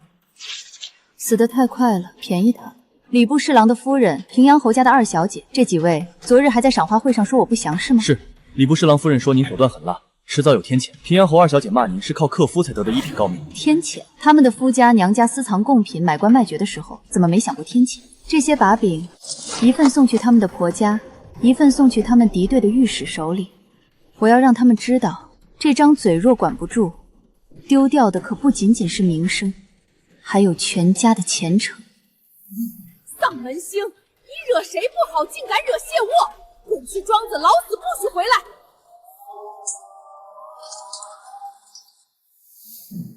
涵儿，只要你足够强，这世间便全是善人，再无人敢议你半句是非。阿武啊，今日宗族祭祀，你一个出嫁的女儿本不该掺和，但念在你受封1品的份上，且坐下听听吧。我今日回来不是来听戏的，是来给祖宗清门户的。谢氏，这是祖宗牌位面前，你放肆！放肆？到底是谁在放肆？族老口口声声为了谢家名声，睁开你们的眼看看，这3年你们侵吞宗族祭田200亩，私自变卖族产给外人，连小辈们的银子都被你们克扣干净了。这账目从何而来？你胡说八道！账册是从我国公府内账房亲自对出来的，印信俱在，尔等还想抵赖？我谢家100年清誉，竟被你们这些硕虏掏空了！你们口口声声为了宗族，实则是要把谢家推进万丈深渊。父亲，这些族老倚老卖老，前世能为了利害舍弃谢家的女儿，今生就能为了银子卖了谢家的祖宗，这种人留着何用？国公爷，不能听这丫头的片面之词啊！我们是看着你长大的长辈。长辈，从今日起，谢氏宗谱再无尔等名姓。来人，将这几人即刻逐出宗族，收回所有族产、房舍、俸禄，全家降为平民，永世不得再入谢家半步。谢无，你这个不孝女，你竟敢对宗亲下死手！前世我求告无门时，你们坐在高堂之上，为了那点蝇头小利，主张把许香瑶认为义女。那一刻，你们可曾想过我是宗亲、宗族？这世间繁华如锦，可真正能护住我谢无的，从来只有我这一颗杀伐火断的心。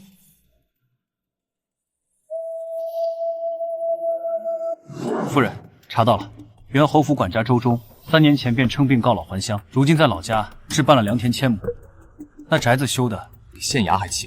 3年前，那时候他不过是个下人，哪来的银子买1000亩良田？分明是趁着府里乱，卷了宫中的银钱跑了。周忠，前世赵世斋死后，你为了讨好许香瑶，像狗一样冲在最前面。送我去庄子的路上，是你克扣我吃食，是你当众羞辱我，甚至在大雨天将我踢下马车，想让我死在乱葬岗。谢三，我要你亲自去，不仅要他的命，还要他那些年吞下去的所有赃银。老爷。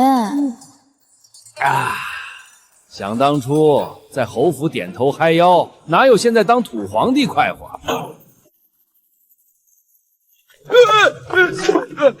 你们是谁？可知这是谁的家？周忠，安南夫人有令，清算侯府旧账，你侵吞公款，倒卖御赐古玩的铁证俱在，这宅子你住到头了。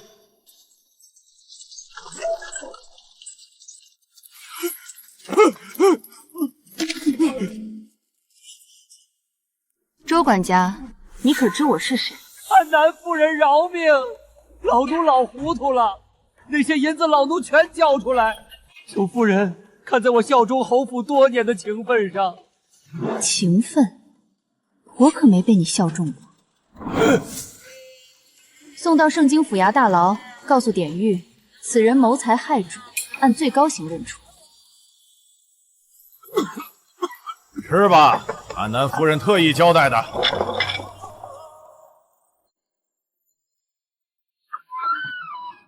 夫人，周忠在那边断气了，到死都没能闭上眼。这侯府的旧账，总算是清的差不多了。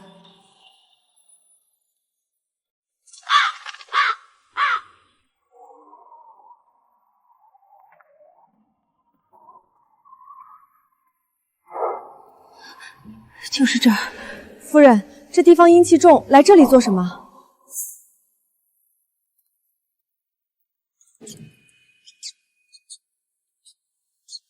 谢武啊谢武，前世你在这儿等了30年，等那个男人接你回家。你瞧，那个男人早就烂进土里了，而这一世的你是名动盛京的安南夫人，你终于可以回家了。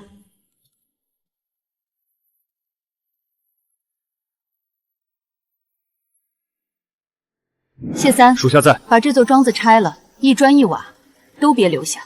拆了？那这地拆了之后，在这原址上建一座私恩义庄。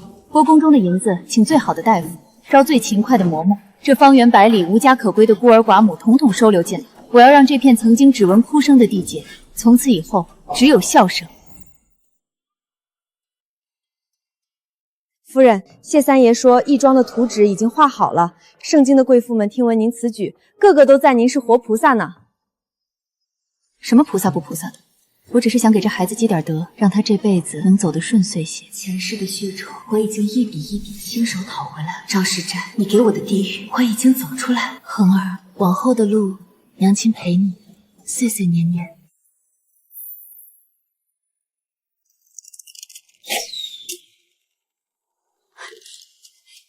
母亲，孩儿这剑法可有精进？恒儿聪慧，骑射已略有小成，但记住了，剑只能杀一人。书中的权谋却能定乾坤。孩儿谨记母亲教诲。哟，这不是那安南侯府的闷葫芦吗？天天在这装模作样的读书，读书有什么用？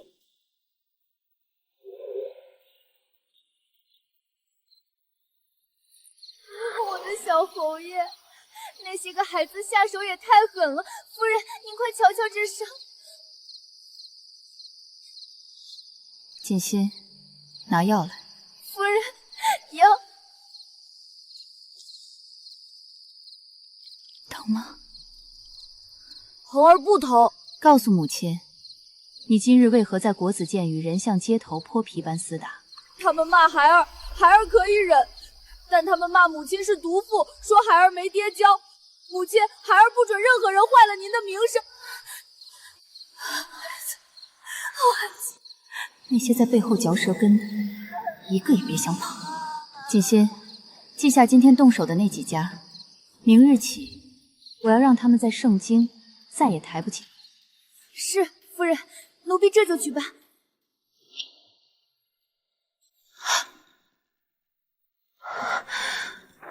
那没爹的小野种下手真狠，我儿金贵哪受过这种气？一品安南夫人到，小侯爷到。哎呀，安南夫人，什么风把您给吹来了？快请坐。伯爵大人的坐席太高，本夫人坐不惯。今日来是想请林小世子当着大家的面，把昨日在国子监骂我的话再重复一遍。夫人说笑了，小孩子打架哪能当真？孩子打架？林世子当众辱骂圣上亲封的一品诰命为毒妇，言之凿凿说安南侯府不祥。林伯爵，你是觉得太后娘娘的赏赐是儿戏，还是觉得圣上的旨意能由你家孩子随意践踏？这畜生，他竟敢说出这种大逆不道的话！辱骂朝廷命妇，诋毁侯府勋贵。林伯爵，这官司若是打到衙门，你这伯爵之位还保得住吗？是。恒儿，看清楚了吗？母亲，我明白了，他们怕的不是道理，是您的地位和您的权势。道理是留给强者的，弱者只能任人践踏。要想护住你想护的人，你必须站在最高处。母亲，恒儿不练剑了，恒儿要读书，要考功名，让这天下再无一人敢欺负母亲。好一篇平天下策，赵选天资卓绝，策论经义无一不精，当真是将相之才，大昭国未来的希望啊！赵朕，孤已奏请父皇，准你入东宫伴读，往后你我君臣共谋大业。恒定不负殿下厚望。太子倒是打得好算盘，想拉拢安南侯府。殿下，只要赵岩倒了，安南侯府群龙无首，小人身为赵家长辈，自会带头归顺殿下，助殿下一臂之力。赵中文，王已经不好，别人不是。恒儿，木秀于林，风必摧之。此次科考，外界看的是你的才学，但母亲看的是你的命。母亲放心，恒儿苦读9年，只为今日。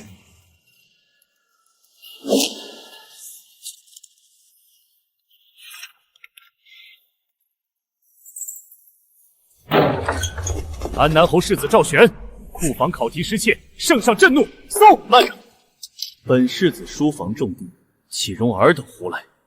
恒儿啊，你若是糊涂做了错事，就赶紧招了吧，别连累了咱们整个赵家呀！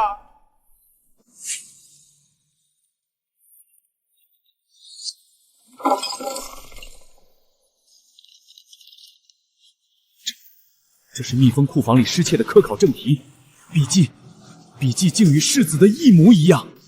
不可能，这不是我的。夫人，不好了，小侯爷被官差带走了，说是盗窃考题，要满门抄斩啊！谢三，我要进宫面见圣上。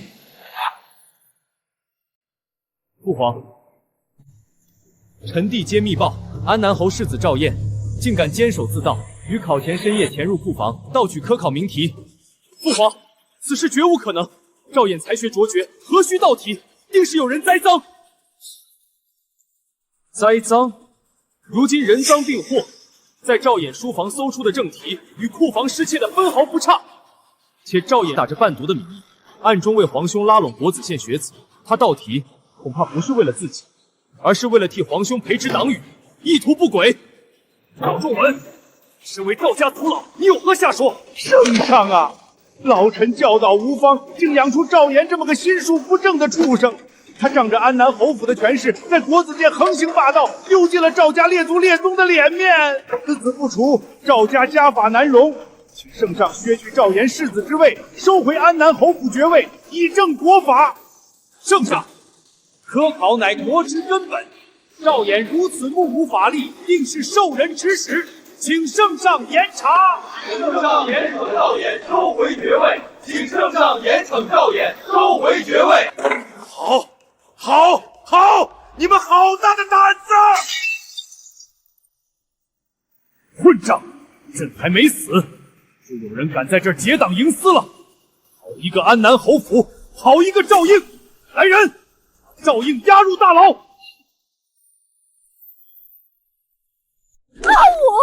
咱们去求二皇子，去求赵仲文，让他们帮着说说话呀！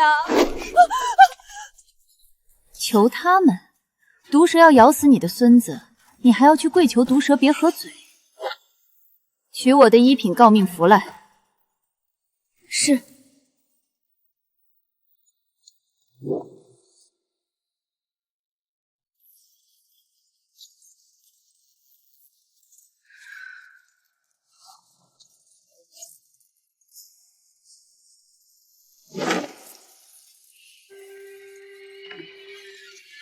安南夫人，圣上正在气头上，谁也不见，您这又是何苦？臣妾谢世，求见圣上。臣妾愿以这一品安南夫人的头衔，以臣妾这条残命，更以我国公府100年的忠义声誉做担保，请圣上给臣妾3日时间，3日之内，臣妾定会揪出盗取考题、构陷世子的真凶。夫人，您这是拿国公府在赌啊！若3日之后真相不明，臣妾甘愿与逆子赵燕一同伏诛，绝无怨言。好，朕就给你3日。3日之后，若无真相，安南侯府满门鸡犬不留。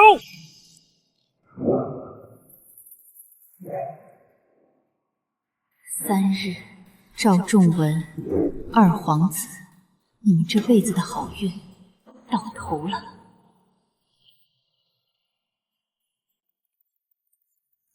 封府，从现在起，侯府连一只苍蝇也不准飞出去。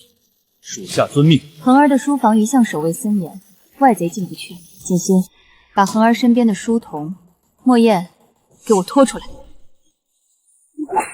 莫燕，本夫人最后问你一次，那几张宣纸是谁让你塞进世子书房夹层里的？夫人饶命，奴才不敢啊！不敢？赵仲文给了你多少银子？还是许了你全家托籍？是，赵仲文大人抓了奴才的爹娘，说只要考前1晚把那东西放进去，就给奴才100两银子，求夫人饶命啊！小妹，按你说的线索查下去了，那晚值守的守卫招了，进出库房的不是外贼，而是拿着二皇子腰牌的贴身内侍小折子。二皇子手伸得够长的。还没完，咱们的人在城西的一处别院截获了二皇子府上的暗账，这失窃的考题在案发前3天就已经被他明码标价，卖给了数10位依附他的官员子弟。好一个一箭3雕！他先盗题卖官，收受巨额贿赂，笼络朝臣，再借机栽赃给恒儿，断了太子的右臂，最后他还要吞了安南侯府的爵位，换上他自己的傀儡。小妹，这些证据一旦呈上去，二皇子可就彻底翻不了身了。但这风险……赵世斋，前世你为了权势卖了我，今生二皇子为了储位要杀我儿。既然这朝堂容不下我的恒儿，那我就把这朝堂搅个天翻地覆。为了我儿不算什么。哥哥，帮我准备最后一封证词，我要让圣上亲眼看看，他最引以为傲的儿子是如何把大昭国的科考尊严踩在脚底下卖钱的。好，我这就去办。夫人，您3日没睡。恒儿在天牢里受苦，我怎能睡得着？走，进宫。今日我要让赵仲文和二皇子血债血偿。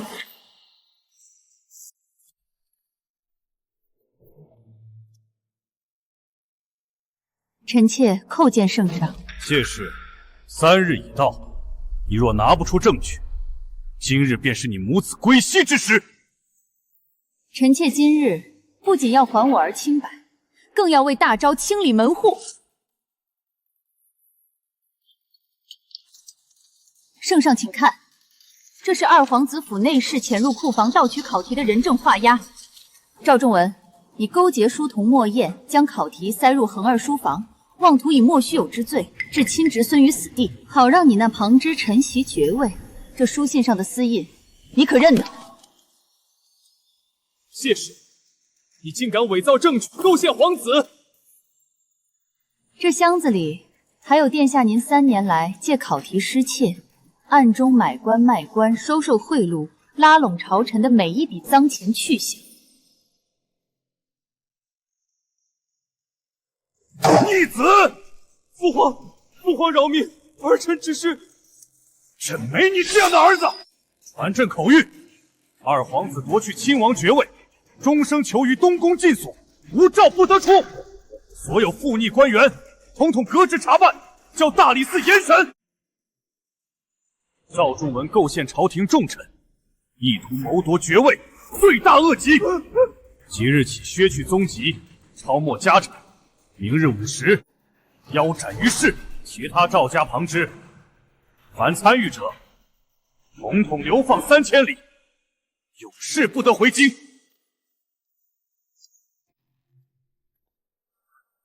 恒儿，是朕让你受委屈了。你品行端正，才华横溢，不愧是赵家之后。安南夫人，你果真有勇有谋，教子有方，朕要重赏安南侯府。臣妾谢圣上圣明。母亲，恒儿怎么了？这3日，恒儿在天牢里想了很多。从前恒儿只知道读书，如今才明白，母亲这些年究竟为恒儿挡下了多少明枪暗箭。母亲不累，只要你能顶天立地，这世间再大的风雨，母亲也守得住。奉天承运，皇帝诏曰：安南侯遗子赵恒品行高洁，文武兼备。朕念其祖辈功勋，特准其承袭安南侯爵位，世袭罔帖。恭贺小侯爷，恭贺安南夫人。谢兄，咱们2家终究是没看错阿武啊。这些年阿武的苦没白受。母亲在上，受儿子一拜。恒儿，今日是你大喜之日，快起来，百官都在瞧着。百官瞧着又如何？天下人瞧着又如何？儿子这20年，见过母亲在雪地里为赵家筹谋，见过母亲在金殿上为儿子舍命，见过母亲在这深宅大院里孤身一人挡住了所有的明枪暗箭。没有母亲当年的遮风挡雨，就绝没有今日袭爵的赵恒。此生此世，赵恒定以母亲为先。谁若敢让母亲受半分委屈，即便萧官夺爵，赵恒定让他血债血偿。好孩子，你终于长大了。夫人，今天是5月初7，纸钱和香火已经备好了。走吧，去看望一下我的夫君。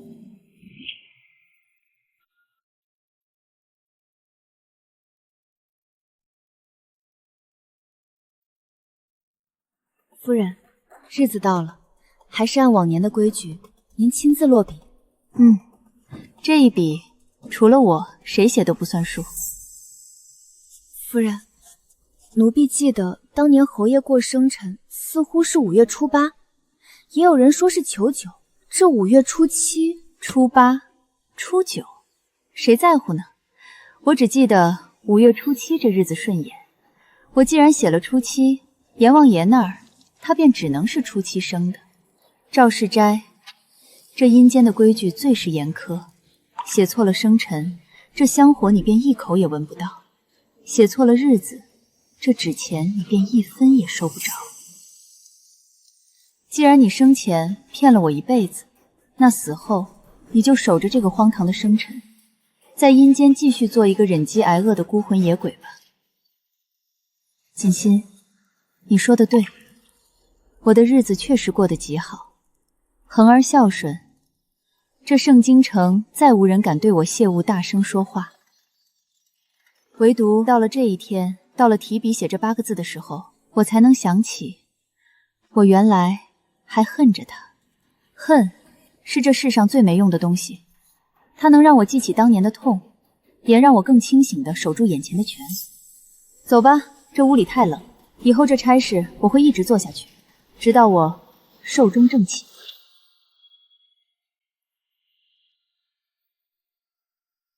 母亲，今日是长子怡儿袭爵的大日子。这30年来，若非母亲掌舵，赵家断无今日之繁华。孙儿赵仪今日承袭安南侯爵位，定谨遵祖母教诲，护我谢赵两家门楣。好，好孩子，恒儿教得好，我也就放心了。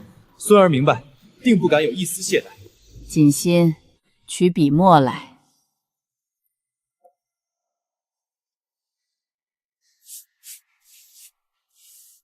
这是你祖父的生辰8字，你且记牢了。往后年年祭祀、写素文、烧纸钱，都必须按这个日子来。辍1分1秒，你祖父在底下都收不到子孙的一点心意。5月初7，孙儿记下了。父亲当年也是照此羁绊，孙儿绝不敢忘。赵世斋，你瞧，我不仅让你在阴间做一辈子饿死鬼，还要让你的亲儿子、亲孙子世世代代都用这个错误的日子来祭奠。这就是你宠妾灭妻、背信弃义的代价。夫人，这盛京城再找不出比咱们赵家更兴旺的人家了，您这一辈子当真是值了。是啊，可我恨了赵世斋一辈子，却让他赵家兴旺，真是讽刺。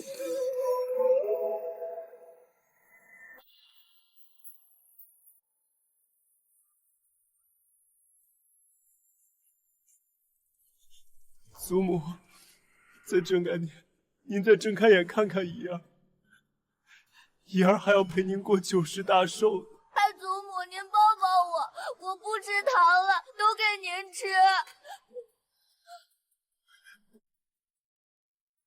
母亲，这一世，恒儿让您过得顺心了吗？恒儿，你是母亲最大的骄傲。前世我等了30年，等来的是这座坟墓。今生我争了50年，换来的是这满堂荣华。赵世安，你终究只是我生命中一段微不足道的尘埃，而我谢沃活成了这盛京城长盛不衰的传奇。母亲！